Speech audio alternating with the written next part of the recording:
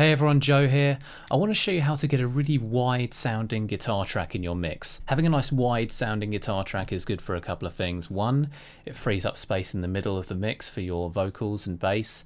And number two, it just adds excitement, it adds depth, width, especially when you get to the chorus, it can really open up a mix. Now I'm going to go through 3 ways we can do this. The first 2 are pretty simple. The third one is my favorite way of doing things, and I think it's by far the most effective. So here we go. So first I'm going to play you what we've got.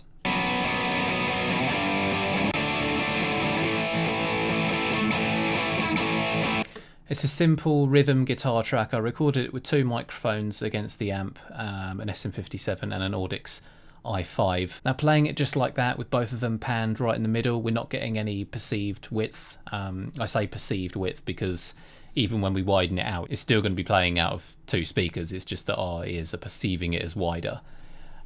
So what we can do, if you've recorded with 2 microphones, you can do this. If not, you can just duplicate the first one, but we can just pan them simply, one of them far left, one of them far right, and it gives it a very slight widening effect. I'll show you now.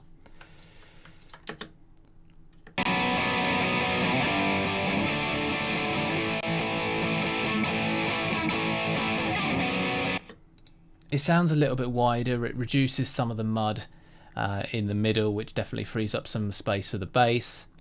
But you're not getting that really lush, wide sounding mix that we're after. Now the second thing we can do, if we have 2 tracks, one pan to the left, one pan to the right, if we put a delay, a very short delay on one of them, let's just go for the right this time, let's just say 10 milliseconds for example. See what happens when we activate that delay on just one side.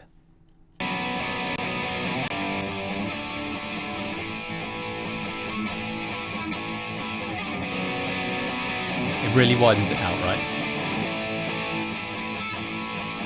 And you can play around with that.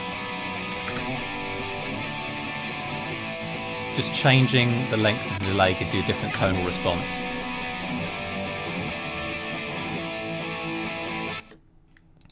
Now again, that sounds great.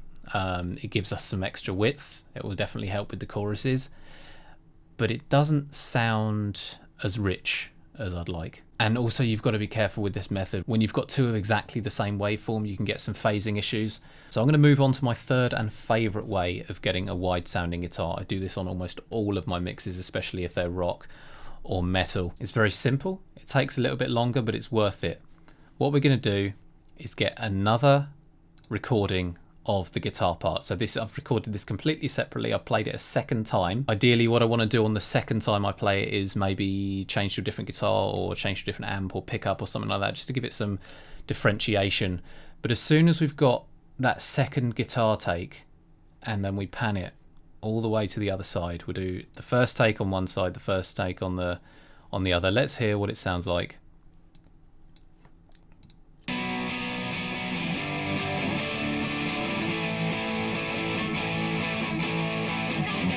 It's wide, it's rich, you've got the 2 takes, they're very similar but they're kind of playing off each other a little bit.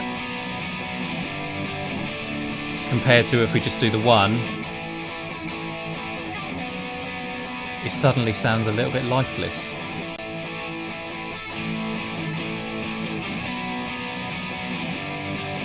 And then what we can do, we can actually listen to this with the rest of the instruments in, and you can see the difference.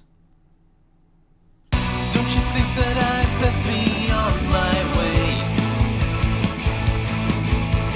Water's still rough and the pasture's remain grey.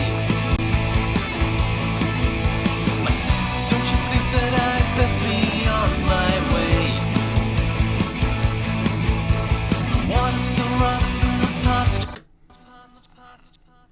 Can you hear what I mean? It really gives some space to the vocals and everything else in the track. It gives more clarity to the guitars as well because you can hear them more clearly either side. If you can try and keep your playing rhythm very similar as well on both sides, it helps as well. It keeps it sounding like it's one really wide guitar rather than 2 separate parts. So there you have it. That's my method of getting a really wide sounding guitar in your mix. If there's anything else you'd like some help on when it comes to mixing and recording guitars, just leave a comment below. And if you want to see more mixing and recording tips, just hit that subscribe button and I'll see you next time.